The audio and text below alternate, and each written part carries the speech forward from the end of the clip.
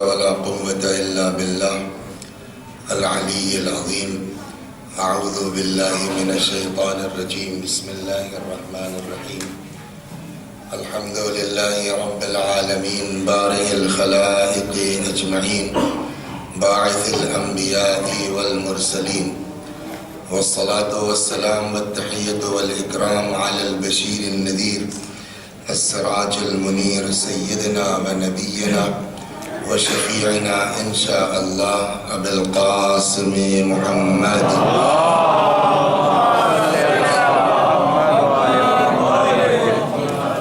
اللهم صل عليه وعلى أهل بيته مظاهر جمالك وجلالك الذين كلامهم نور وأمرهم رشد ووصيتهم التقوى وفعلهم الخير وعادتهم الإحسان وسجيتهم الكرم، واللعن على أعدائهم الشاكين فيهم المنحرفين عنهم أجمعين. أما بعد، فقد قال مولانا حسين بن علي عليهم السلام: الناس عبيد الدنيا والدين لعق على ألسنتهم يهوطونه ما درت معايشهم فإذا محصوا بالبلاء قل الديانون. صلوات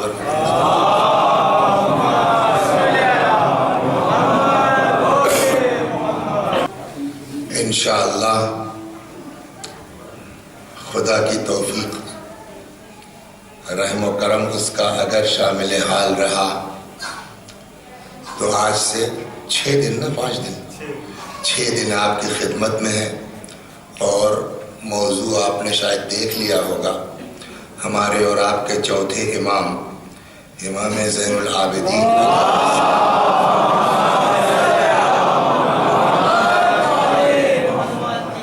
ایک بہت تفصیلی بیان ہے جس میں امام نے سب کے حقوق بیان کیے ہیں. اللہ کا حق کیا ہے، ہمارے نفس کا حق ہم پر کیا ہے، ہماری آنکھوں کا حق ہم پر کیا ہے، ہماری زبان کا حق ہم پر کیا ہے. وہ انشاءاللہ اس پر کل سے 5 دنوں تک گفتگو ہوگی. آج مقدمتاً میں نے جس چیز کو عنوان کلام قرار دیا ہے وہ حضرت سید الشہداء امام حسین علیہ الصلاۃ والسلام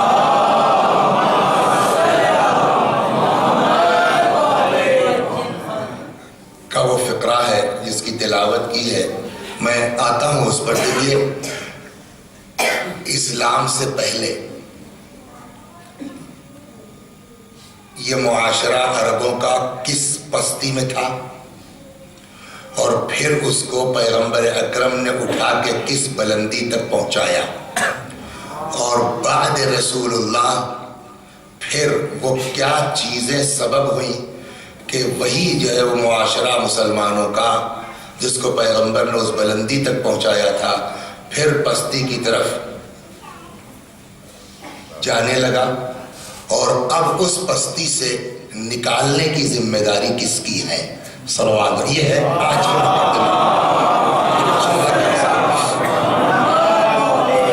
یہ معاشرہ عربوں کا اتنا گرا ہوا تھا.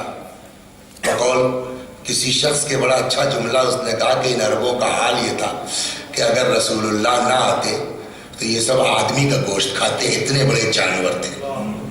اور ظاہر ہوا دیکھا ہے کوئی اچھا غلط بھی نہیں کہا. آپ نے دیکھا ہے کہ جب جناب حمزہ سید الشہداء سلام اللہ علیہ جنگ احد میں شہید ہوئے تو اس شہید کا سینہ چاک کر کے عورت نے کلیجہ چبایا نہیں چبایا جناب حمزہ کا.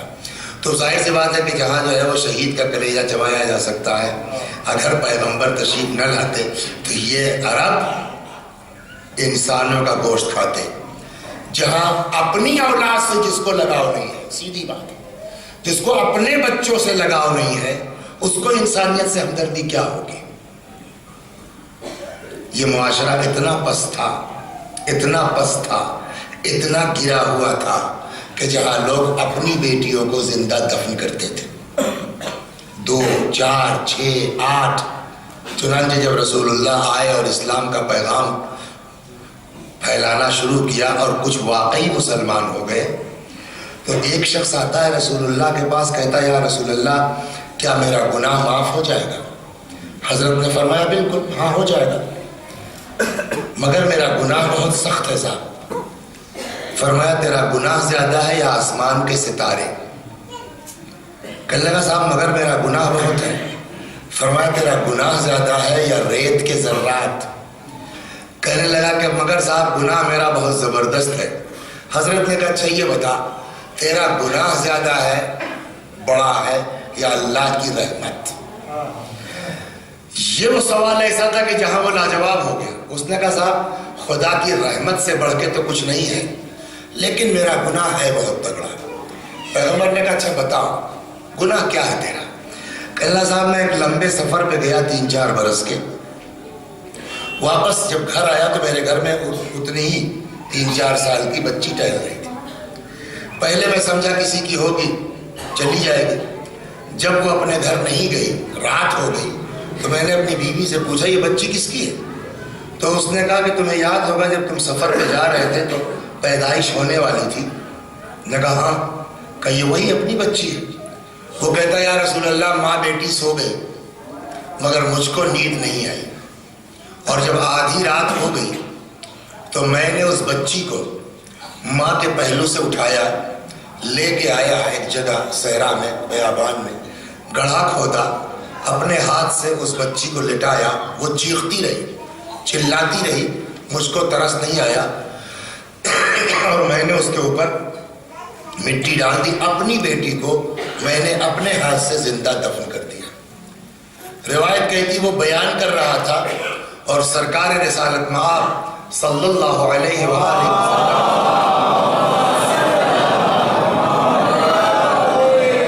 کے چشمہائے مبارک سے حضرت کے آنسو نکل رہے تھے، اور اس کے بعد پیغمبر نے ایک جملہ کہا، اور میرے خیال میں جملہ شاید صرف اس سے نہیں بلکہ قیامت تک کا جملہ ہے۔ فرمایا سن من لا یرحم لا یرحم، جو دوسروں پر رحم نہیں کرتا اللہ اس پر بھی رحم نہیں کرتا۔ یہاں سے ہٹ جا، ایسا نہ ہو کہ تیرے اوپر عذاب نازل ہو اور بقیہ لوگوں کو بھی شامل ہو جائے۔ اتنا گرا ہوا سماج تھا، اتنی پستی میں تھا کہ جہاں انسان اپنے جگر کے ٹکڑے کو، اپنے بچے کو، اپنی بیٹی کو آدمی اپنے ہاتھ سے زندہ دفن کرتا تھا۔ یہ ماحول تھا عربوں کا۔ اور اب جب پیغمبر آئے اور انہوں نے تبلیغ شروع کی اور دھیرے دھیرے دھیرے دھیرے ایسا ایمان راسخ ہوا، صلوات محمد، کہاں پہنچایا؟ پستی سے اس عربی معاشرے کو پیغمبر نے اٹھایا اور کہاں پہنچایا؟ نتیجہ یہ ہے کہ اب مولا امیر المؤمنین حضرت علی ابن ابی طالب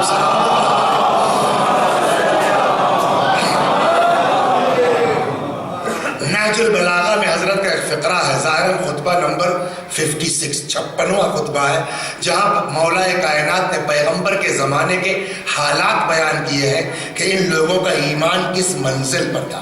فرماتے ہیں وَلَقَدْ كُنَّا مَعَ رَسُولِ اللَّهِ، ہم لوگ پیغمبر کے زمانے میں پیغمبر کے ساتھ نقتل آباءنا وابناءنا واخواننا واعمامنا، ہم لوگ پیغمبر کے زمانے میں جہاد کرتے تھے اپنے باپ سے، اپنی اولاد سے، اپنے بھائی سے، اپنے چچاؤں سے۔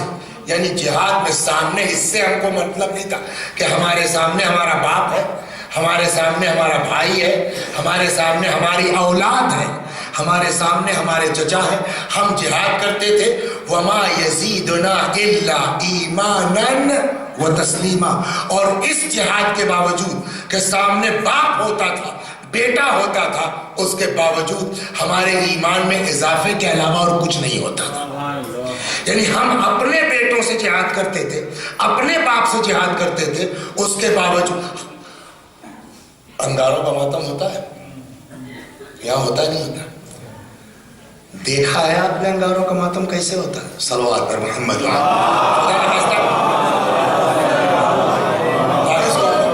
کٹ پیس نہیں کی جائے، میرا کوئی ارادہ تو ہوئی کہ میں ان کی عظمت سنانا چاہتا ہوں۔ ہم لوگ انگاروں کا ماتم کرتے ہیں، کیسے کرتے ہیں؟ خندق کھود دی گئی، آگ روشن ہو گئی، دیکھا ہے نہیں دیکھا ہے؟ پہلا پیر یہاں ہے نا, اگر دوسرا ہے بھی تو تیسرا کم از کم ہوتا ہی نہیں ہوتا. اور اس کے بعد ہم کالر ٹائٹ کر کے کہتے ہیں ہم شیعہ آگ پہ چلتے ہیں, جبکہ ہمارا حال یہ ہے پہلا یہاں, دوسرا وہاں, تیسرا باہر. اس زمانے میں جو اصحاب تھے نا, ان کا ایمان کیسا قوی تھا. ایک کا تذکرہ کرتا ہوں میں آپ کی خدمت میں, جن کا نام, جن کی قبر پر کھڑے ہو کر کے امیر المومنین سلام اللہ علیہ نے دعا کی ہے کہ رحم اللہ خبابا, خدا خباب پر رحمت نازل کرے. خباب یہ بزرگ صحابی پیغمبر, مشکل کیا ہے نا مسلمانوں کے ساتھ, دو چار کو پکڑ کے رکھ لیا ہے, بقیہ اصحاب کرام کی زندگی بیچاروں کے ایسے ہی کوئی جانتے ہی نہیں کہ کیا ہوا. جبکہ ایسے ایسے اصحاب کرام تھے رضوان اللہ علیہم. انہی کا واقعہ سنیے آپ. کہتے ہیں یہ غلام تھے, خباب ابن الارت غلام تھے. مکے میں انہوں نے جب اسلام قبول کیا تو ان کا جو مالک تھا جانتے کیا کرتا تھا ان کے ساتھ؟ انگارے جلاتا تھا, ویسے بالکل آگ دہکتی تھی. خباب ابن الارت کے کپڑے اتار دیتا تھا اور ان کو جلتی ہوئی آگ کے اوپر لٹا دیتا تھا. اچھا کھال جلے گی, چربی پگھلے گی, ڈاکٹر صاحب جب چربی پگھل کے گرے گی تو شعلے اور بھڑکیں گے, اور اس وقت بھی خباب کی زبان پر اللہ اللہ ہوتا تھا, محمد محمد ہوتا تھا. تو ایک طرف سماج کتنا کھائی میں تھا, اور پھر پیغمبر کی کچھ دنوں کی تبلیغ کا اثر یہاں پہنچا ہے کہ عالم یہ ہے کہ آدمی اپنے سامنے باپ ہے, اپنے مقابلے میں اپنا بیٹا ہے, لیکن اس کے ایمان میں ذرا سی لغزش اور سستی نہیں ہے. انگاروں پر لٹا دیا گیا ہے مگر ایمان میں ذرا سا فرق نہیں آ رہا ہے. اس بلندی پر پہنچا. اب اس بلندی پر جانے کے بعد پیغمبر کی وفات کے بعد, پیغمبر کی وفات کس سن میں ہوئی ہے؟ سن امام حسین سلام اللہ علیہ کی شہادت کب ہوئی ہے؟ سن 61. وفات پیغمبر اور حضرت سید الشہداء سلام اللہ علیہ کے بیچ کتنا فاصلہ ہے؟ 50 سال کا. 50 برس میں, جو میں نے ابھی خطبے کے بعد روایت پڑھی امام حسین کی ہے, ان کی زندگی کی بات ہے, تو 50 برس میں یہ سماج پھر کہاں پہنچا ہے. اچھا اور ایسا نہیں ہے کہ رسول اللہ کو پتا نہیں تھا کہ یہ سماج گرے گا کھائی میں. پیغمبر نے پیشین گوئی بھی کی. پہلے وہ حدیث سنیے پھر اصل حدیث کو سناتا ہوں. صلوات پر محمد.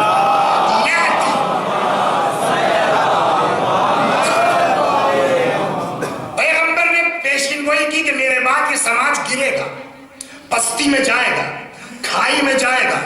فرماتے ہیں سیاتی علی امتی زمانون, یا سیاتی من بعدی علی امتی زمانون, میرے بعد میری امت پر ایک ایسا زمانہ آنے والا ہے, لا یبقى من الاسلام لا یبقى من القرآن الا رسمو.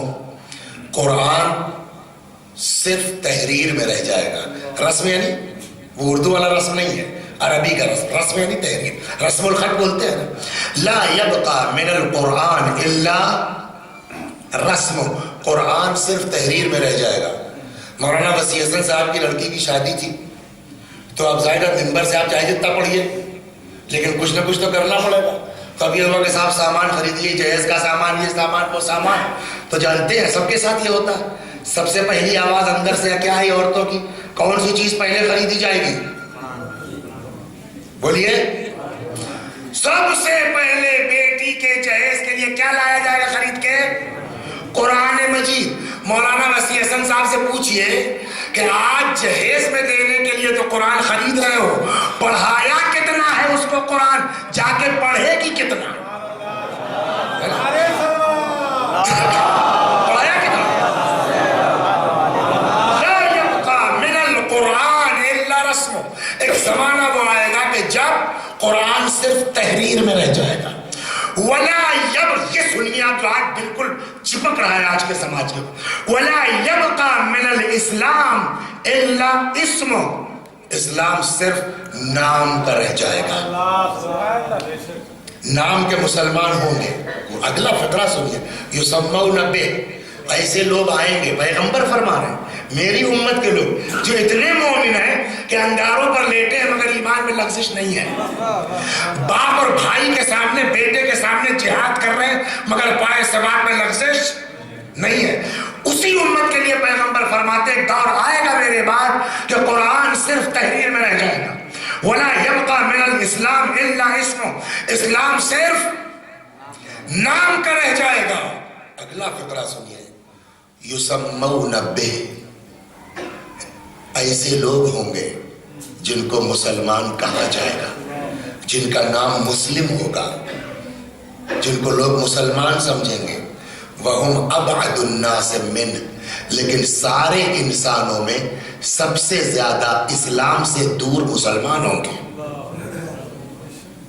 پتہ نہیں آپ سمجھے یا مجھ کو سمجھانا پڑے گا کیا فرمایا پیغمبر؟ رک جائیے کہ کچھ ایسے زمانہ آئے گا میرے بعد کہ لوگوں کا نام مسلمان ہوگا، لوگ ان کو مسلمان سمجھیں گے، لیکن یہی سب سے زیادہ انسانوں میں اسلام سے دور ہوں گے۔ مطلب کچھ لوگ وہ بھی ہو سکتے ہیں کہ جو مسلم نہیں ہیں لیکن ان کے اعمال ایسے ہیں جس کو اسلام کہتا ہے ٹھیک ہے، صلوات اللہ سب جانا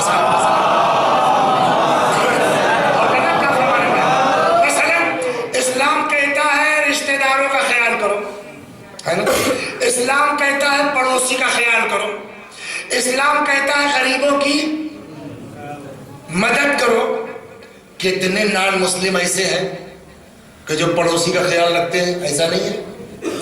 کتنے غیر مسلم ایسے ہیں جو رشتہ داروں کا خیال رکھتے ہیں؟ کتنے غیر مسلم ایسے ہیں کہ جو بھائیوں کا خیال رکھتے ہیں؟ ہوتا ہے نہیں ہوتا؟ اسلام کہہ رہا ہے مسلمانوں سے، اور اس پر عمل بہت سے لوگ کر رہے ہیں نہیں کر رہے، شاید اسی طرح پیغمبر کا اشارہ ہو، یسمون بہ، ان کا نام مسلمان ہوگا، وہم ابعد الناس من، لیکن اسلام سے سب سے زیادہ دور مسلمان ہوں گے۔ میں بھی پاسبل، جو میں سمجھا ہوں شاید میں بھی پاسبل کہ نان مسلمز ایسے کام کریں جو اسلام کہہ رہا ہے، اور مسلمان ایسے کام کرے جس کو اسلام منع کر رہا ہے۔ کس دین نے کہا ہے بھائی کو بھائی ذبح کرے؟ کس دین نے کہا اسلام کے نام کے اوپر لوگوں کو قتل کیا جائے؟ مساجدہم عامرہ، ان کی مسجدیں زبردست بنی ہوں گی، چھلک رہی ہوں گی، وخالیۃ من الہدی، لیکن ہدایت سے خالی ہوں گی، دین نام کا نہیں ہوگا۔ ہو گئی بات؟ تو اب پیغمبر نے فرمایا یہاں تک جائے گا، اور ہمارے زمانے میں آ چکا۔ اب ہم آپ کو لا رہے ہیں کہ پیغمبر کے بعد ودن 50 ایئر امام حسین سلام اللہ علیہ کا دور آتے آتے کتنا گرا ہے، اس کو اٹھائے گا۔ اب جب اس مقدمے کو آپ نے سماعت فرما لیا، اب آئیے، میں نے جس حدیث کو عنوان کلام قرار دیا آج کے مقدماتی مجلس میں، حضرت فرماتے ہیں کہ الناس عبید الدنیا، یہ 50 سال کے اندر کی حالت ہے۔ کہاں تھا اسلام اور امام حسین کی زندگی میں 50 سال کے اندر کہاں پہنچا کہ حضرت نے فرمایا الناس عبید الدنیا، لوگ دنیا کے غلام ہیں۔ یہ فقرہ کس کا ہے؟ امام حسین علیہ السلام کا۔ الناس عبید الدنیا، لوگ دنیا کے غلام ہیں۔ والدین لائق علی السنتہم، اور دیکھیے وہ لقلقہ کہہ کے نکل جانا آسان ہے، خطابت اصل یہ ہے کہ بچے کی بھی سمجھ میں آئے کہ امام نے کہا کیا ہے۔ لقلقہ تو ہم کہہ کے نکل جائیں، کچھ سمجھیں گے کچھ نہیں سمجھیں گے، صلوات پر محمد۔ اب آئیے، لائق، کسی نے اس کا چٹنی ترجمہ کر دیا، کسی نے اس کا نمک ترجمہ کر دیا، کسی نے اس کا چاشنی ترجمہ کر دیا، اور سارے ترجمے صحیح ہیں۔ اصل لائق جانتے ہیں کس کو کہتے ہیں؟ ہم آپ کھانا کھاتے ہیں تو چمچے والوں کی بات نہیں کر رہا ہوں، ہاتھ سے کھانے والوں کی۔ تو جو ہم لوگ کھانا کھاتے ہیں تو وہ کھانا جو ہوتا ہے وہ انگلیوں میں لگ جاتا ہے نہیں لگ جاتا؟ جب لگ جاتا ہے تو کیا کرتے ہیں؟ چاٹ لیتے ہیں۔ اس لگے ہوئے کھانے کو جو چاٹ لیا جاتا ہے لائق کہتے ہیں۔ یہ ہو گیا ڈکشنری کے معنی۔ مطلب کیا ہے؟ صلوات پر محمد۔ چٹنی کہیے، چاشنی کہیے، کھانے کو کہ جو کھاتے وقت انسان کی انگلی میں لگ جاتا ہے اس کو چاٹ لے، یہ ہے لائق۔ جو میں سمجھاؤں. اب آئیے, ایک آدمی کی خوراک کتنی ہے؟ 200 گرام, 250 گرام ہے نا. جو پورا کھانا 250 گرام کا ہے, اس کے مقابلے میں انگلی میں لگے ہوئے کھانا کتنا ہے؟ کچھ سمجھا؟ میں بھی پاسبل کہ اس میں امام کا اشارہ ہمارے دین کی کوانٹیٹی کی طرف بھی ہو اور ہمارے دین کی کوالٹی کی طرف بھی ہو. سلو دونوں مطلب ہو سکتا ہے. سلو میں سمجھا رہا ہوں.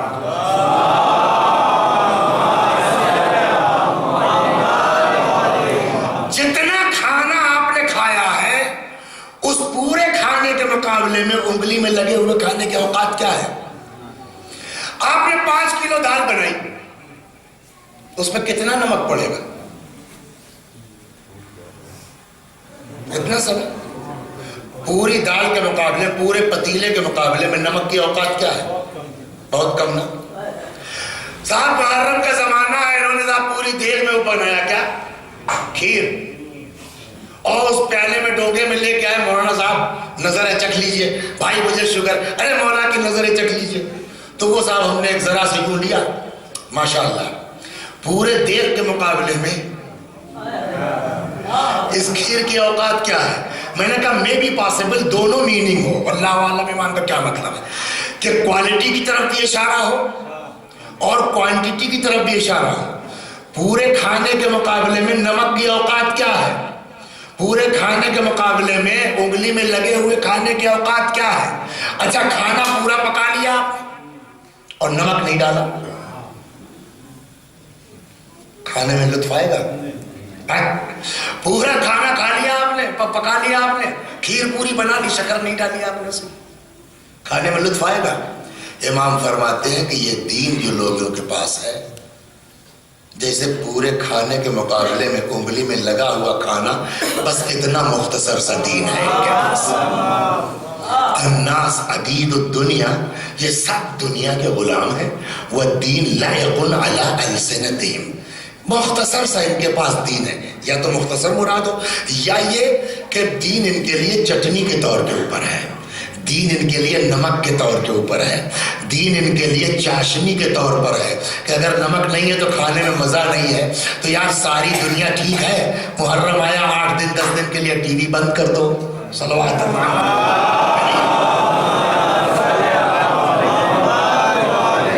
سارے جو ہے زندگی بھر اپنا کرتے رہے, محرم آیا 10 دن شیو نہ کیجئے. میں کہتا ہوں اگر ٹی وی حرام ہے تو سال بھر حرام ہے, حلال ہے تو محرم میں بھی حلال ہے. اگر داڑھی موڑنا حرام ہے تو سال بھر حرام ہے, اور اگر جائز ہے تو محرم میں بھی جائز ہے. یہ تو ہم نے آج تک نہیں پڑھا کوئی چیز سال بھر ناجائز ہو محرم میں ناجائز ہو. جو چیزیں محرم میں ناجائز وہ سال بھر ناجائز, جو چیز محرم میں جائز وہ سال بھر جائز. یہ ہم 10 دن کے لیے کاہے کے لیے کرتے ہیں؟ امام وہی کہہ رہے ہیں کہ بھائی خالص دنیا نہیں, تھوڑا سا اگر دین نہیں ہوگا تو لوگ کیا کہیں گے. تو یہ لوگ دین کو یوز کرتے ہیں چٹنی کے طور پر, یہ لوگ دین کو یوز کرتے ہیں چاشنی کے طور پر, یہ لوگ دین کو یوز کرتے ہیں نمک کے طور پر, تاکہ تھوڑا سا انجوائے ہو جائے. ان کے پاس جو دین ہے وار انجوائمنٹ ہے. اور یہ بھی جو مختصر سا دین یا نمک کے برابر دین ہے, یہ بھی کب تک ہے؟ اگلا فقرہ امام کا, یہودونہ, یہ دین کے ارد گرد پھرتے تو ہیں, اپنے کو دیندار ظاہر کرتے تو ہیں, قبا پہن کے گھومتے تو ہیں, امامہ لگا کے ممبروں پر بیٹھ کے وصی حسن کی طرح مجلس پڑھتے تو ہیں, لیکن یہ کب تک اللہ اللہ کرتے ہیں؟ ما درت معایشہم, جب تک ان کی روزی روٹی پہ اثر نہ پڑے. فَإِذَا مُحِّسُوا بِالْبَلَاءِ قَلَّتْ دَيَّانُونَ, ذرا سا ان کو آزمائش میں ڈالا جائے تو جو چٹنی بھر کا دین ہے وہ بھی رخصت ہو جاتا ہے. صلوات در محمد وا, یہ ہے سماج.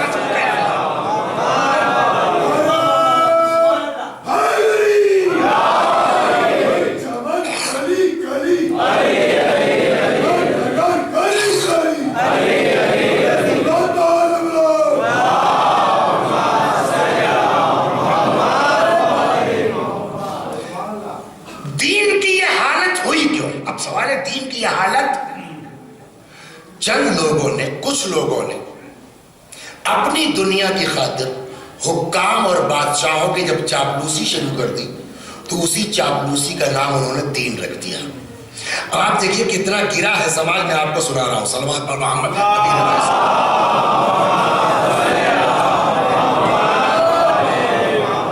ایک اور پڑھیے گا انشاءاللہ.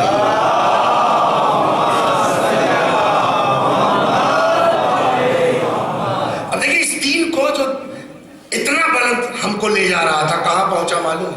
ساری کائنات کس کے صدقے میں خلق ہوئی؟ اہل بیت کے، رسول اللہ کے، ہے نا. اہل بیت میں سب سے بلند شخصیت کا نام پیغمبر سے بڑا کوئی نہیں ہے. لولا کا لما خلقت الافلاک، آپ نہ ہوتے تو میں کائنات کو، تو پوری دنیا خلق ہوئی کس کے صدقے میں؟ پیغمبر کے طفیل میں نا، رسول اللہ کے صدقے میں نا. کسی کی کوئی اوقات ہے پیغمبر کے مقابلے میں؟ چاہے وہ علی ہو، چاہے وہ حسین ہو، چاہے وہ بقیہ ائمہ ہو، سب سے بلند شخصیت کا نام رسول اللہ ہے نا. رسول اللہ کے مقابلے میں کوئی نہیں. اب اگر کوئی آ کر کے کہے کہ رسول اللہ ہمارے جیسے، تو ہم کو برا لگے گا نہیں لگے گا؟ اگر کوئی آگے کہے ارے بڑے بھائی کے مانند، خراب لگنے والی بات ہے کہ نہیں ہے؟ تو ہمارا آپ کا عالم یہ ہے عشق رسول میں کہ پیغمبر سب سے بلند ہے. ساری کائنات کی دعا قبول ہوگی پیغمبر کے صدقے میں، ساری کائنات کی توبہ قبول ہوگی پیغمبر کے صدقے میں، ساری دنیا بخشی جا سکتی ہے رسول اللہ کے ایک اشارے پر. اس پیغمبر کو جس کے لیے خدا نے کہا میرے حبیب اگر تم نہ ہوتے میں کائنات کو پیدا نہ کرتا، اس کے مقابلے میں ہماری آپ کی کوئی اوقات ہے اس نبی کے مقابلے میں؟ اور اس نبی کے بارے میں اگر کوئی کہے مر گئے. سنا نہیں کلپ سنی آپ نے کس کی؟ ذاکر نائک. کہنے میں کیا وجہ؟ صلوات پر محمد.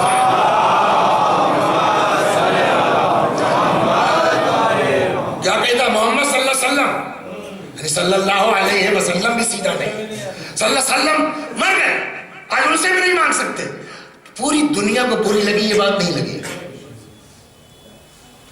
تو اگر کوئی پیغمبر کو اپنے جیسا کہہ دے، بڑا بھائی کہہ دے، تو بڑا بھائی کا مطلب کیا ہوگا؟ یعنی ہم چھوٹے رسول اللہ بڑے ہیں نا، اتنا تو مانا نا، تب بھی خراب لگ رہا ہے آپ کو.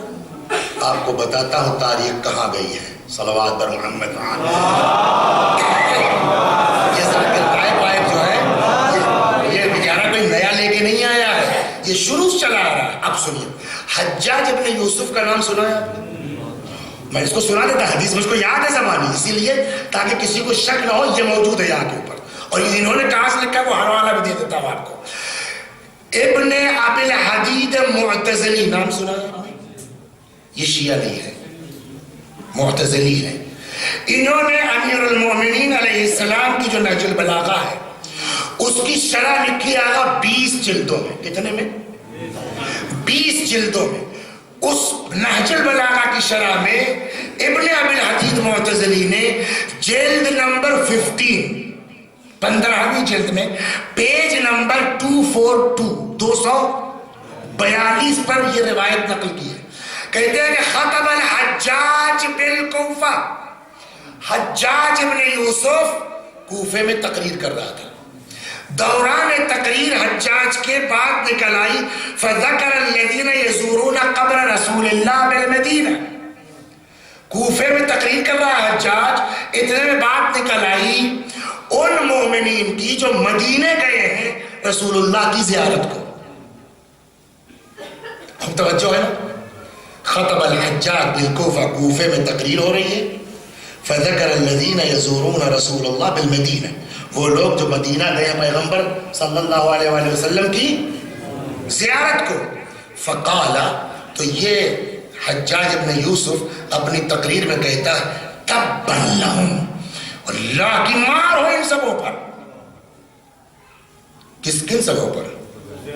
جو رسول اللہ کی. تو وہی حجاج والی بات تو ذاکر نائک کہہ رہا ہے. کون سی نئی بات اس نے بیچارے نے کہی ہے؟ صلوات نہیں مان سکتے اس نے کیوں کہیں مار رہی؟ فقال تبا لہم، اللہ کی مار ان سبوں پر. انما یطوفون باعواد वरिम्मतिन बालिया, तब बाकायदा रोजा नहीं बना था, वैसे ही लकड़ी वकड़ी से घेर करके छप्पर से डाल दिया गया था कब्र मुबारक पर। तो इन्नमा यतूफून बिअवादिन वरिम्मतिन बालिया, ये लोग लकड़ी का तवाफ करने गए, भुनी सड़ी गली लकड़ियों का तवाफ करने गए। हल्ला ताफू बिक़स्र अमीरुल मोमिनीन अब्दुल मलिक, इन लोगों को क्या हो गया है, मदीने जाते हैं सली गली लकड़ियों का तवाफ करने के लिए, वहां क्या रहता है? हल्ला ताफू क़स्र अमीरुल मोमिनीन अब्दुल मलिक, इन सबों से कहो कि भाई आकर के अमीरुल मोमिनीन अब्दुल मलिक के कसर का तवाफ क्यों नहीं करते? कुछ समझ में आया? अब्दुल मलिक कौन था? उस वक्त खलीफा था, यानी और ये था कूफे का हाकिम। चापलूसी की हद ये हो गई कि वो कहता है पैगंबर की कब्र छोड़ो, आओ खलीफा के जो है महल का तवाफ करो, सलवात पर मोहम्मद। इतना गिर चुका है, यहाँ तक भी चलिए हल्का, इसके बाद का जुमला। और इन कमबख्तों को नहीं पता है, हल्ला यालमू, इनको पता नहीं है अन्ना खलीफतल मर्रे खैरुन मिन रसूले, कि खलीफा अपने पैगंबर से अफजल होता है। समझ में आया आपके? हम सारे सामने अगर कोई कह दे पैगंबर हमारे जैसे या पैगंबर हमारे बड़े भाई, तब तो हमको आपको बुरा लग जाता है। और उस हज्जाज इब्न यूसुफ ने क्या कहा? अभी तुम लोग बिला वजह वहां सभी गली लकड़ियों का तवाफ करने जाते हो मदीने, ये अमीरुल मोमिनीन के कसर का तवाफ करो अब्दुल मलिक के। तुम लोगों को पता नहीं है कि ये अफजल है रसूलुल्लाह से, खलीफा अपने पैगंबर से अफजल होता है। समाज इतना गिर गया कि जहां चापलूसी की हद ये हो गई कि आदमी अपने चंद दिन की गवर्नरी बचाने के लिए अब्दुल मलिक के कसर को कब्र पैगंबर से अफजल बता रहा है। और ये सिलसिला चलता रहेगा। है कोई जो समाज को आवाज दे, भाई इन चापलूसों के चक्कर में मत पड़ो, आओ हम बताते हैं दीन खुदा क्या है, सल्लल्लाहु अलैहि मोहम्मद। जब इस तरह दीन बर्बाद किया जाएगा, जब इस तरह दीन मिटाया जाएगा, और सुना दो आप सल्लल्लाहु अलैहि मोहम्मद। चलिए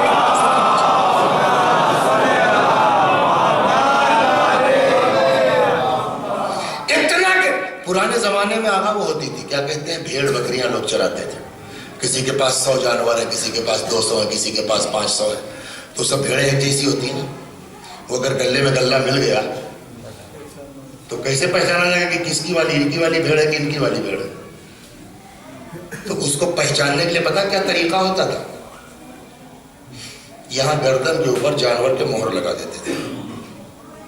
तो ये मोहर लगती थी ताकि पहचान में आ जाए कि ये जैद का भी जानवर है, ये अमर का जानवर है, ये खालिद का जानवर। इन सबों ने इस मंजिल तक पहुंचा दिया था इन मोमिनीन को कि जैसे जानवरों की गर्दन पर जो है वो मोहर लगती थी, वैसे इन्होंने इंसानों की गर्दन पर मोहर लगाना शुरू किया।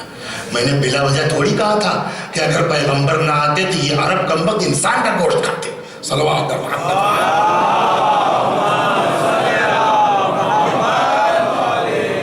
ये भी उसी नहजुल बलागा में है, जिल्द नंबर 15, जिल्द नंबर 13, उसी सफा 242, जिल्द नंबर 15 सफा 242, वो भी थी, ये भी थी। वकानत बनु उमय्या तख्तमु फी अनाक़िल मुस्लिमीन, बनी उमैया मुसलमानों की गर्दनों पर मोहर लगाते थे जैसे जानवरों को लगता है, ताकि पहचान में रहे कि हमारा गुलाम है। इंसान के ऊपर मोहर लगती थी। मुस्लिम इब्ने अक़बा, नाम सुना? अक़बा, इतना खून बहाया इस आदमी ने, इतना खून बहाया इस आदमी ने कि इसका नाम मुस्लिम की जगह मुशरिफ रख दिया गया। करबला के बाद वाक़या हुआ है, वाक़या हिर्रा सन 63 हिजरी में।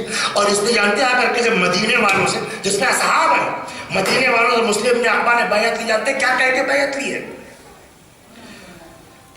वफ़ीहा बक़ाया सहाबा व औलादुहा व सुलहाउ ताबिईन, जिसमें असहाब किराम थे, ताबिईन थे, नेक मोमिन लोग थे। उनसे जानते हैं कैसे कह के बैयत ली। तुम लोग बचोगे उसी सूरत में जब आके ये कह के बैयत करो कि हम लोग यजीद के जर खरीद गुलाम है, जर खरीद बनते हैं। समाज इतना गिर रहा है। और फिर इसी हज्जाज इब्न यूसुफ की एक बात और सुनिए, आगे चलता हूं। सल्लल्लाहु अलैहि मोहम्मद। दीन नाम कोई चीज ही नहीं, एकदम खिलवाड़ बना दिया था इन सबों ने दीन को। कुरान मजीद में जनाब नूह का किस्सा है। क्या? کیا ہے نوح کا قصہ؟ کہ وہ کشتی بنائی ہے، یہ ہوگا وہ ہوگا. تو اس میں جو ہے جب کشتی وشتی بن گئی اور سب لوگ بیٹھ کے طوفان شروع ہوا تو نوح کا بیٹا ڈوبنے لگا. تو جناب نوح نے کہا پالنے والے ہے میرا بچہ.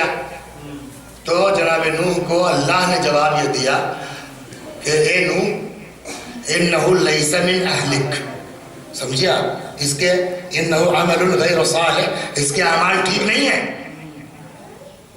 اور ایک بات رک جائیے، اس کا کیا مطلب ہوا؟ یہ تمہارے اہل سے نہیں ہے. ایک تصحیح کرتے ہیں ہم، اس لیے کہیں کہیں لوگ گڑبڑ کر جاتے ہیں اس کو، معاذ اللہ استغفر اللہ، کہتے ہیں یوسف کا لڑکا نہیں تھا. آپ کا کیا خیال ہے؟ یہی سمجھ میں آتا ہے نا، نوح کا لڑکا ہے نہیں ہے. دیکھیے ہمارے ایک صلوات پر محمد،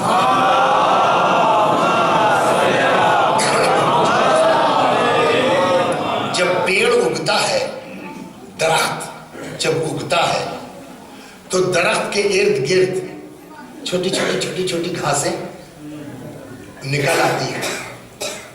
اور وہ گھاسیں یہ کہیں کہ صاحب اس تناور درخت کے سائے میں ہم ہیں، لیکن ان گھاسوں سے درخت کی حیثیت طے نہیں ہوگی. اس درخت میں پھل کیسے لگے ہیں اس سے درخت کی عظمت طے ہوگی. ہو گئی نا بات؟ ویسے ہی شیعہ ایک تناور درخت ہے. اس درخت کے سائے میں چھوٹی گھاس پھوس نکل آئی ہے، جن کا دعویٰ یہ ہے کہ ہم شیعت کے درخت کے سائے میں ہیں، لیکن ان کے قول و فعل سے شیعت طے نہیں ہوگی. شیعت طے ہوگی اس شیعت کے درخت کے پھل سے. اور اس کا پھل کیا ہے؟ ہمارے مراجع ہیں، ہمارے علماء ہیں، ان کے نظریات سے طے ہوگا کہ شیعت کا نظریہ کیا ہے. یہ گھاس پھوس کے بیان سے نہیں طے ہوگا کہ شیعت کا نظریہ کیا ہے.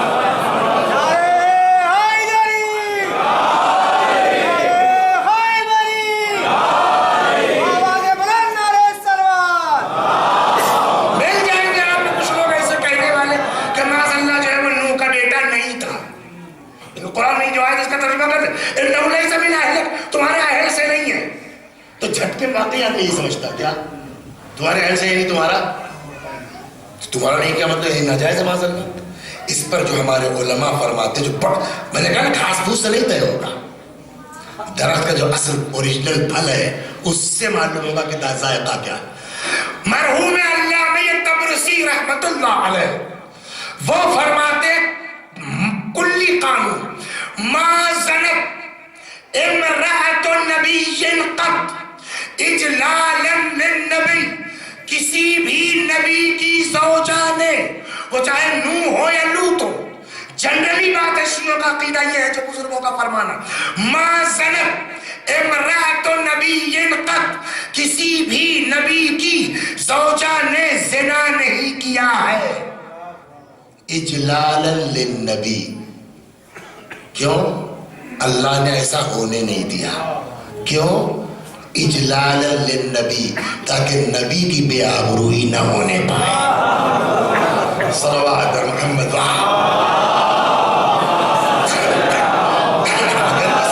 اگر کسی کی زوجہ خلاف عفت کوئی عمل انجام دیتی ہے تو شوہر کی بے عزتی ہوتی ہے نہیں ہوتی ہے؟ وہ فرماتے بابا انبیاء خدا ان کی عزت کا ضامن ہے، لہذا یہ دماغ سے نکال دی. تو پڑھیں کیا پھر؟ جناب انہوں نے کہا پالنے والا میرا بیٹا میرے اہل سے ہے. کہا نہیں تمہارے اہل سے نہیں ہے. انہ عمل غیر صالح، اس کے اعمال ٹھیک نہیں ہے. اب وہ پھنس گیا کہ اس کو پڑھا کیسے جائے، عملون یا عملہ. وہاں کوئی کر نہیں پا رہا تھا کہ اس آیت کو کیا پڑھا جائے. انہو عمل غیر صالح، انہو عمل غیر صالح، لام پر تنوین ہو عمل یا زبر ہو عملہ. تو کسی نے کہا صاحب فلاں قاری صاحب بہت قابل آدمی ہے اور بہت ان کو عربی لٹریچر پر کمانڈ ہے، ان کو بلایا جائے. تو فبعث بعضہ الراسخ، اس نے اپنا کوئی سپاہی بھیج جاؤ بھائی مولانا صاحب کو لیا. اب دیکھیں کیا حال ہے، پڑھے لکھے لوگوں کی اوقات کہاں پہنچ گئی ہے، ان حکام کا مقام.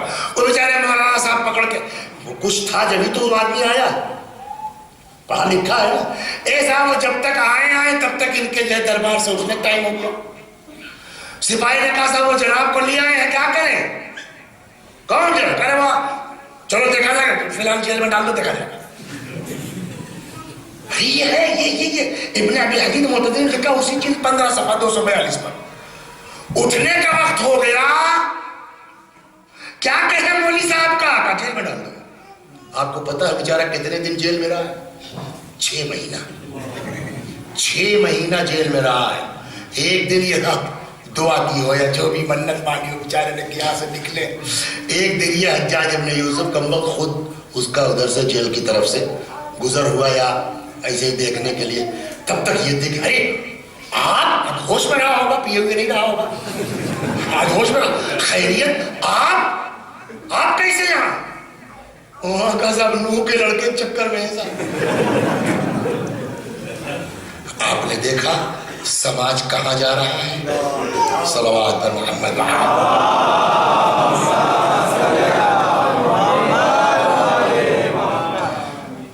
اور بس آخری بات سنیے، بھوپال میں کتنی آبادی ہے؟ نہیں مسلمانوں کی، شیعہ سنی ملا کے بتائیے. 8 لاکھ. 8 لاکھ میں شیعہ کتنے ہیں؟ 5000. 5000 شیعہ یہ دعویٰ کرتے ہیں کہ محب اہل بیت ہیں.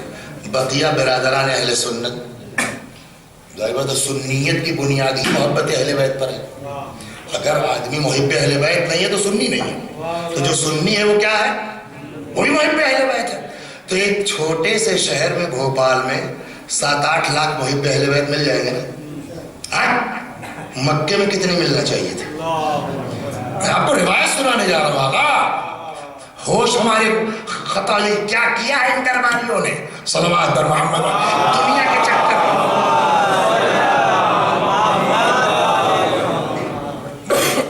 پرانا، سب سے پرانا شہر ہے نا مکہ عربوں کا. مدینہ بھی جب نجف کا وجود نہیں تھا، جب کربلا کا وجود نہیں تھا، تب سے یہ مکہ تھا. اور پہلے سے جناب اسماعیل کے زمانے سے کتنی آبادی رہی ہوگی اس زمانے میں. اچھا مکے کو جانے، مدینے میں تو ساری دنیا کے لوگ آ کے بن گئے، بس گئے تھے نا. مکے سے بھی آئے ہیں، افریقہ سے بھی آئے ہیں، ہندوستان سے بھی آئے ہیں، یہاں سے بھی آئے ہیں. اچھی خاصی آبادی ہے نا. ایک روایت سنیے اور آنکھ سو روئی ہے خون کے کہ ان درباریوں نے اسلام کو کہاں پہنچایا تھا. چوتھے امام زین العابدین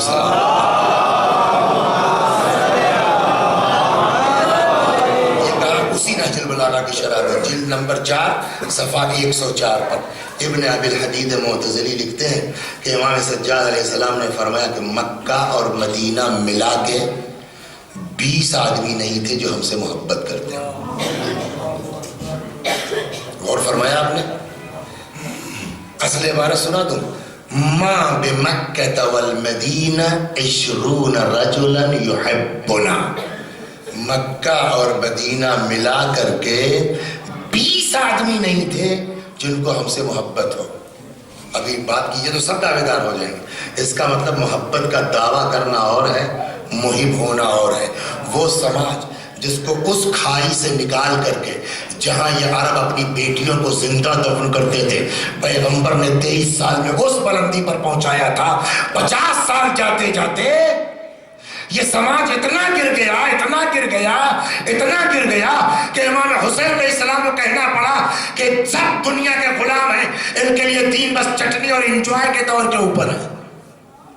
آخر سے امام سجاد کو کہنا پڑا مکہ اور مدینہ ملا کر کے 20 آدمی نہیں ہے جن کو واقعا ہم سے محبت ہو. جو سماج اتنا گر گیا ہے اس کو پھر اس کھائی سے نکالنے کی ذمہ داری کس کی؟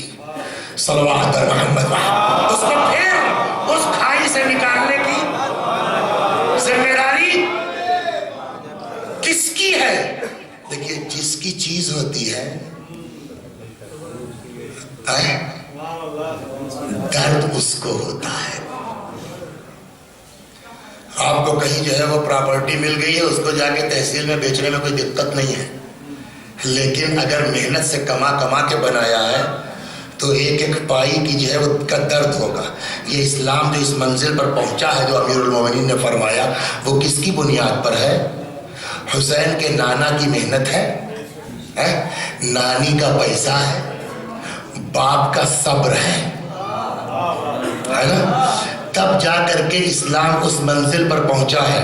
اور اب پھر زمانہ یہ آ گیا ہے کہ لوگ دنیا داری کے چکر میں اس طرح پڑ گئے ہیں کہ سب دین چٹنی کے طور پر یوز کر رہے ہیں. قاعدے سے 20 آدمی بھی چاہنے والے نہیں ہیں. اب اس سماج کو صحیح راہ دکھانے کی ذمہ داری کس کی ہے؟ جس کی چیز ہے اس کو درد ہے. لہذا حسین نے آواز دی انی خرجت لطلب الاصلاح فی امت جدی. میں اس لیے نکلا ہوں تاکہ نانا کی امت میں اصلاح کر سکوں. میں اس لیے نکلا ہوں ان آمر بالمعروف وانہا عن المنکر. لوگوں کو نیکیوں کا حکم دوں, برائیوں سے منع کر سکوں. میں اس لیے نکلا ہوں ان کان دین محمد لم یستقم الا بقتلی فیا سیوف خزینی. اگر دین پیغمبر بغیر میرے قتل کے نہیں بچ سکتا ہے, تلواروں آؤ اور حسین کے ٹکڑے ٹکڑے کر دو. تو پورا مقصد قربانی حسین کیا نکلا؟ اصلاح امت, امر بالمعروف, نہی عن المنکر, حفاظت. ہو گئی نا بات؟ بہت تیزی سے بات ختم ہو گئی نا. امام حسین کربلا کب پہنچے؟ 2 محرم. شہید کب ہوئے؟ 10 محرم کو. اگر 2 کو بھی لے لیا جائے تو 9 دن, 2 چھوڑنے کے لیے تو 8 دن. امام حسین سے پوچھنے کا حق ہے نہیں ہم کو, آپ کو کہ صاحب آپ نے کہا میں اصلاح کے لیے نکلا ہوں, آپ نے کہا میں امر بالمعروف کے لیے نکلا ہوں, آپ نے کہا میں لوگوں کو برائیوں سے روکنے کے لیے نکلا ہوں. 8 دن میں کون سا امر بالمعروف کر دیا آپ نے؟ سوچنے والی بات ہے نہیں ہے. 8 دن میں کون سا آپ نے لوگوں کو برائیوں سے منع کر دیا؟ 8 دن میں کون سی حفاظت دین ہو گئی ہے؟ 8 دن میں کیا اصلاح کر لیا آپ نے؟ وہی 4 آدمی اور بیٹا ان کا بھائی غلام, اس کے لیے اتنا بڑا کام کر ڈالا آپ نے. مولا آپ کہہ رہے ہیں میں امر بالمعروف کے لیے نکلا ہوں, نہی عن المنکر کے لیے نکلا ہوں, دین بچانے کے لیے نکلا ہوں. 8 دن میں کیا کیا آپ نے؟ اس وقت گھڑی میں 9:25 ہو رہے ہیں. اور آج کون سی مجلس ہے آج؟ یہ پہلی نہیں, پہلی محرم سے جوڑیے 51ویں مجلس ہے نا. کل 40واں تھا تو 50 ہوا, اور آج 51, 51واں دن ہے. اور وہ باہر تک لوگ بیٹھے ہیں, ان کو کوئی اور کام نہیں ہے. بولیے, ان کے بال بچے نہیں ہیں, ان کی روزی روٹی نہیں ہے, ان کو نوکری نہیں کرنا ہے, ان کو صبح آفس نہیں جانا ہے. یہ 50 دن سے 51 دن سے لگاتار کبھی 10 بجے واپس جا رہے ہیں, کبھی 10:30 بجے واپس جا رہے ہیں. عجب نے امام حسین علیہ السلام کہیں کہ تم 8 دن دیکھ رہے ہو, اور یہ 51 دن سے فرش بچھا کے مجمع بٹھال کے تم کو ممبر پر کس بنیاد پر آئے ہو؟ یہ حسین ہی کا بلایا ہوا تو مجمع ہے. کسی اور کے نام پر 50-60 دن لگاتار بلا لو تو ہم جانیں, تو یہ مجمع کس کا ہے؟ حسین کا. یہ ممبر کس کا ہے؟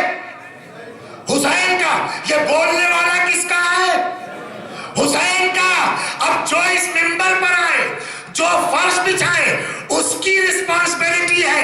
فرش بچھاؤ اس نیت سے جو حسین کا مقصد تھا, ممبر پر آؤ اس نیت سے جو حسین کا مقصد تھا. اب ہماری ذمہ داری یہ ہے کہ ہم ممبروں سے وہ کہیں جو حسین چاہتے تھے. اگر ممبروں سے وہ ہوتا رہتا جو حسین چاہ رہے تھے تو سماج اتنی پستی میں نہ جاتا. اور جہاں ہو رہا ہے وہاں 2000-2500 سال کی بادشاہت کا قلع کما کر دیا ہے اسی ممبر نے. بلا وجہ تھوڑی امام خمینی نے کہا ہمارے پاس جو کچھ ہے وہ محرم کی بنیاد پر ہے, سفر کی بنیاد پر ہے. صلوات محمد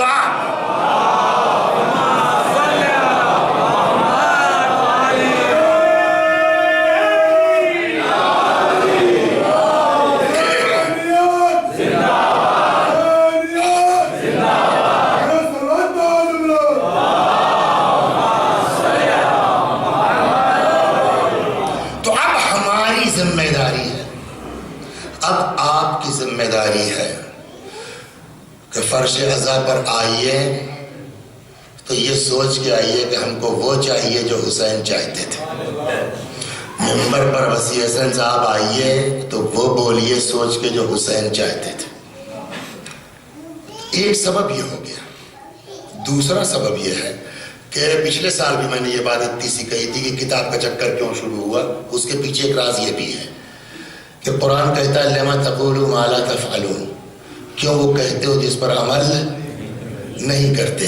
تو اب ہم خود عمل نہیں کرتے، آپ کو تبلیغ کریں گے اثر ہوگا؟ نہیں ہوگا۔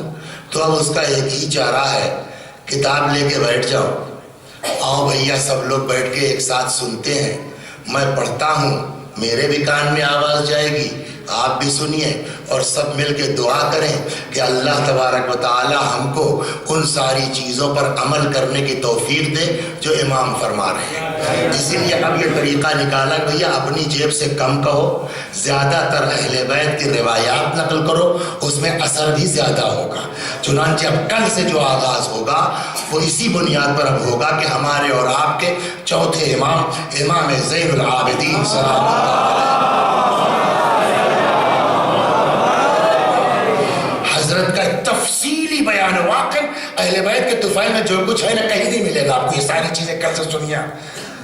امام نے سارے حقوق بیان کیے ہیں، کس کا کیسا حق ہے، کیسے ادا ہونا چاہیے، وہ انشاءاللہ کل سے آپ کی خدمت میں میں صرف جو ہے وہ نقل کروں گا، ہم بھی سنیں گے، آپ بھی سنیں گے۔ نہ واہ کا چکر ہے، نہ سبحان اللہ کا چکر ہے، خالی یہ دعا آپ بھی مجلس میں بیٹھنے سے پہلے کیجئے، ہم بھی کریں گے یا اللہ ہم کو خلوص سے سنانے کی اور ان کو خلوص سے سننے کی توفیق دے دی۔ زندگی کا بھائیوں کوئی بھروسہ نہیں ہے، آج ہے کل نہیں رہیں گے، یہ دنیا کے لاؤ لشکر سب رہ جائیں گے، قبر میں کوئی ساتھ دینے والا نہیں ہے۔ آئیے دعا کرتے ہیں یا امام حسین۔ اچھا یہ معمولی شرف تھوڑی ہے، دیکھیے یہ بھی اس پر بھی غور کیجیے آپ، کیا اتنا ہی مجمع ہے بھوپال میں؟ بہت سے لوگ ہیں نا، یہ اتنے لوگ کیوں آئے؟ یہ بھی اللہ کی نعمت ہے۔ جب فرش عزا پر آئیے تو یہ سوچئے کہ اللہ نے تم کو کچھ سمجھا ہے جو اس فرش پر بلایا ہے۔ وسیع حسن میاں جب منبر پر آؤ تو سوچو کہ اللہ نے تم کو کچھ سمجھا ہے جو یہ توفیق دی ہے کہ اپنے امام کا قول نقل کرو۔ یا اللہ تجھے اسی حسین مظلوم کا واسطہ ہے کہ یہ 5 دن جو بچے ہیں ہم سب کو توفیق کے ساتھ بیان اور سننے کی توفیق عنایت فرما۔ قرآن کہتا ہے وَابْتَغُوا إِلَيْهِ الْوَسِيلَةَ، خدا کی بارگاہ میں وسیلہ لے کے آؤ۔ سب سے اچھا وسیلہ اہل بیت ہے، اہل بیت سے بڑا۔ آئیے آج جو مصائب پڑھیں اسی نیت کے ساتھ کہ خدا ان آنسوؤں کے طفیل میں ہم کو صحیح پڑھنے اور صحیح سننے کی توفیق عطا کر دے۔ امام حسین سلام اللہ علیہ آئے در خیمہ پر، زینب خدا حافظ، اے رقیہ و رباب خدا حافظ۔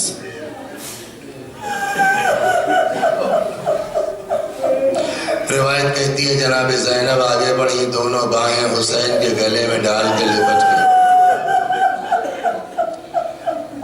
میں نہیں جانے دوں گی، یہ اکیلی زینب کس کو سنبھالے گی۔ روایت کہتی فاشار علیہ السلام الی قلب اختہ، بھائی نے بہن کے دل کی طرف اشارہ کیا، نہ جانے اس اشارے میں کیا خصوصیت تھی، شرح صدر پیدا ہوا، جدا ہوئی، اچھا بھیا جاؤ خدا حافظ۔ کربلا میں جو روایت کہتی وہ یہ ہے کہ 2 بہنیں زینب و ام کلثوم علیہ السلام امام حسین کی سگی بہنیں تھیں، 4 بیٹیاں یا 5 بیٹیاں کربلا میں امام حسین امام مولا کائنات کی اور تھیں، جو امام حسین سے اتنی چھوٹی تھیں جن کو امام نے اولاد کی طرح پالا تھا۔ یعنی کربلا میں حسین 6 یا 7 بہنوں کے بھائی تھے۔ روایت کہتی ہے کہ جناب زینب نے کہا کہ اچھا بھیا جاؤ خدا حافظ، ہم تم کو جانے سے منع نہیں کرتے، لیکن ان بہنوں کی خواہش ہے کہ ایک بار اپنے بھیا کو جی بھر کے دیکھ لیں۔ فرمایا زینب کیا کرنا ہوگا؟ کہا کچھ نہیں، ہم حلقہ بنا کے کھڑے ہو جاتے ہیں، آپ ہمارے درمیان سے گزر جائیے۔ آپ نے دیکھا نبی محرم گزرا، کہیں 10ویں محرم کو، کہیں کسی تاریخ کو ذوالجناح نکلتا ہے، اور یہ ذوالجناح جب عورتوں کی طرف جاتا ہے، دیکھا آپ نے کئی ساری عورتیں چیختی اور چلاتی ہیں صرف اس تصور میں کہ میرے مولا کی خالی سواری ایسے ہی آئی ہوگی۔ اس تصور میں جب ان عورتوں کا یہ حال ہے تو ذرا وہ سوچئے کہ جہاں زینب و ام کلثوم اور علی کی بیٹیاں ہوں، کیسے حسین اس مجمع سے نکل رہے ہوں گے۔ کوئی ابا کا دامن تھامے کہتی ہے کہ بھیا نانا کے مدینے پہنچا دو تب جا۔ آپ بتائیے کہ ہر بیوی خودکشی کے قریب ہے نا، گریہ تاری ہے۔ ایسے ماحول میں آپ کو جہاں لے جانا چاہتا ہوں، ایسے ماحول میں جہاں سب خود گریہ ہے، غشی کا سا عالم ہے، کس کو یہ جو ہے وہ توجہ ہے کہ 4 سال کی بچی کہاں کھڑی رو رہی ہے؟ غور کر رہے ہیں؟ بچی اتنی سمجھدار ہے، اتنی سمجھدار ہے کہ انہوں نے سوچا کہ اس شور و غل میں جہاں سبھی بے ہوشی کے قریب ہے، میرے اوپر کون توجہ دے گا؟ لیکن اتنی سمجھ ہے کہ بابا جب بھی جائیں گے تو ذوالجناح ہی سے، جائیں گے تو گھوڑے ہی سے، لہٰذا خیمے میں رکنے کے بجائے ذوالجناح کے پاس آ گئے۔ اور جیسے ہی امام حسین علیہ السلام نکلے، ننھے ننھے ہاتھوں کو جوڑ دیا، استسلمت للموت، بابا کیا مرنے کے لیے تیار ہو گئے؟ امام حسین نے جو فقرہ استعمال کیا وہ محاورہ ہے، جس کا لفظی ترجمہ ممکن نہیں ہے۔ مطلب شاید یہ ہے کہ علماء ہمارے فرماتے ہیں کہ اس جملے کا مطلب یہ تھا کہ بیٹی وہ کیا کرے جس کا کوئی ناصر نہ ہو، جس کا کوئی مددگار نہ ہو۔ بس ایک سوال کا جواب دیجیے،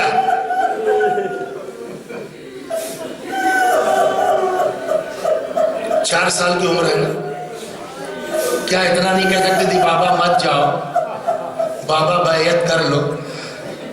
بیعت ہی تو مانگ رہے ہیں، یتیم مت بناؤ، بیعت کر لو، مت جاؤ بابا، کہہ سکتی تھی؟ نہیں کہہ سکتی۔ اور اگر کہہ بھی دیتی تو کیا ہوتا؟ تاریخ لکھتی 4 سال کی بچی تھی، باپ کی محبت تھی، تڑپ کے کہہ دیا۔ لیکن آج تک آپ نے کسی ذاکر سے سنا کہ اس یتیمہ نے کہا بابا مت جاؤ بیعت کر لو؟ آج تک کسی کتاب میں آپ نے پڑھا کہ اس یتیمہ نے کہا بابا مت جاؤ بیعت کر لو؟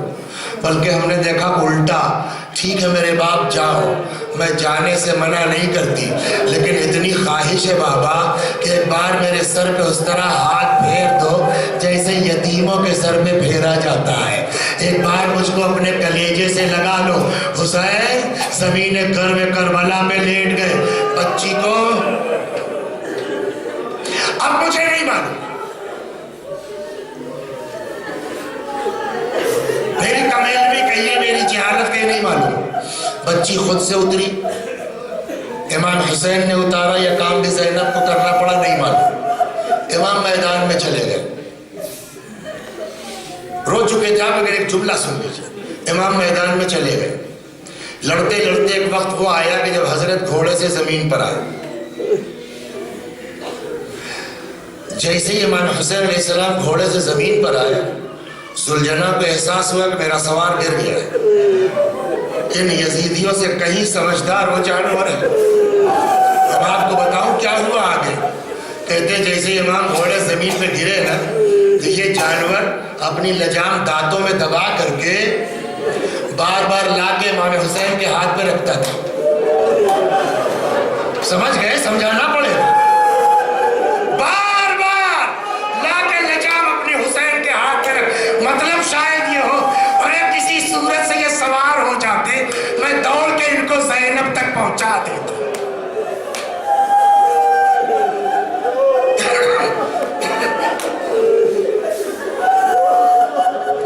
عمر سعد نے دیکھا، کہتا اس گھوڑے کو پکڑ لو، فَإِنَّهُ مِن جَوَادِ رسول اللہ، یہ پیغمبر کا گھوڑا ہے، اسے پکڑ لو۔ لوگ آگے بڑھے، روایت کہتی ہے اس جانور نے پیر چلانا شروع کیا، 40 یزیدیوں کو مارا ہے اپنے پیروں سے، اور جب کسی کے قابو میں نہیں آ رہا تھا تو وہ میرے ساتھ نے کہا کہ جانے دو، چھوڑ دو، دیکھیں یہ کیا کرتا ہے۔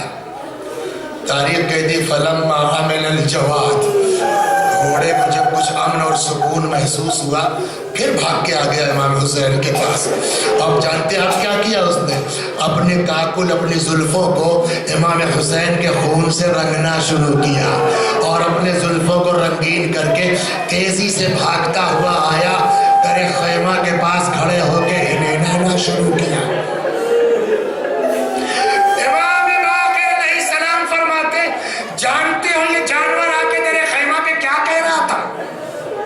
کیا کہ یہ ہنہنا نہیں رہا تھا، یہ آگے پکار رہا تھا الظلیم الظلیم من امت القتلت ابن بنت نبیہا. اور کتنے ظالم ہیں یہ لوگ، کتنے ظالم ہیں یہ لوگ جنہوں نے اپنے نبی کی بیٹی کے بیٹے کو مار ڈالا. گھوڑے کے ہنہنانے کی آواز خیمے کے اندر گئی، بیویاں دوڑ کے آ گئی، کوئی گلے کی باہوں میں گلے میں باہیں ڈال رہا، کوئی گھوڑے کے سموں سے لپٹ رہی ہے. کہتے اتنے میں وہی 4 برس کی بچی بھاگی بھاگی آئی گھوڑے کے پاس، کہتی ہے میرے بابا کے گھوڑے اتنا بتا دے حل سوکیا بھی اب قتلا جانا، ارے میرے بابا کو پانی ملا تھا یا میرا بابا پیاسا مارا.